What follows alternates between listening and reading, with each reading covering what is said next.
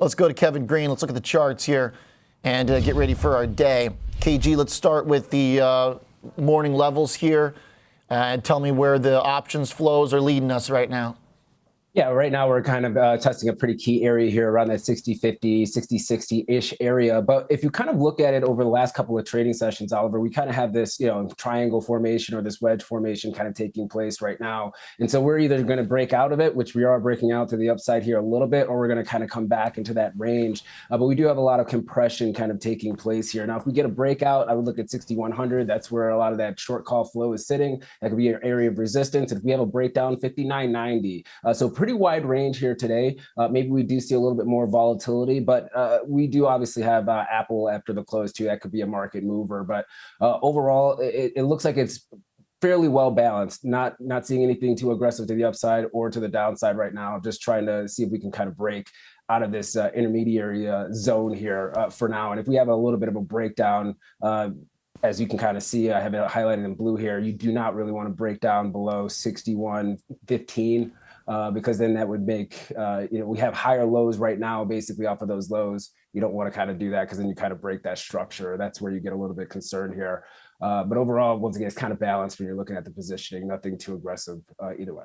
So if we're able to hold this mid-60s level where we're at in that dealer pressure level 60-50, which is where we're opening up, if we hold that and don't break down, then is the idea you get a tractor beam to 6,100 today? I'm not sure if you get a tractor beam, but it gives you a little bit more confidence that you're able to continue to rise up. I would say next level would be 60-80 would be your area, your next area of resistance or potential resistance if we're able to break up higher from here. And the reason why I kind of bring that up here, Oliver, we're seeing a little bit of weakness when it comes to the equal weight S&P, and that actually has been giving us a little bit more of a foundation to be able to move to the upside or downside. But now you are seeing maybe a little bit of consolidation here over the last couple of trading sessions, as you can see on that chart. And what I'm actually kind of keeping my eye out on here is the fact that we might actually have a retest of that 72.20 level. And if we kind of get a little bit more of a breakdown, then you're asking the mega cap tech names to really kind of outperform in order to kind of give us a little bit more strength to the upside when it comes to price for the cap weighted S&P 500. But this kind of looks like a little bit of a, we had a high to low. We had made lower lows technically, but now we're hitting that 61.8% retracement level. That's like your bull level that you want to break above in order for us to continue to the upside here. As you can see over the last, let's say 6 or 7 trading sessions, we've been kind of hitting that as an area of resistance.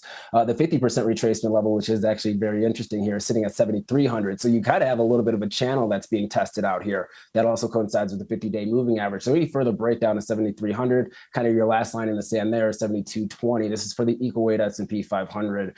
And I just kind of keep this out there just to say, okay, let's say we do get a rotation, Mag 7 does outperform. That could be great when it comes to the price action here, but that's something that we just have not really seen stick for more than one trading session or 2 trading sessions. It's kind of the idea of the Russell out of the gate, those days being a little bit more fickle, kind of cut from the same cloth, those 2 points. Looking at mags and looking at the real engine of our stock market, we had this kind of like breakout we talked about, found support. What do you see here now, KG?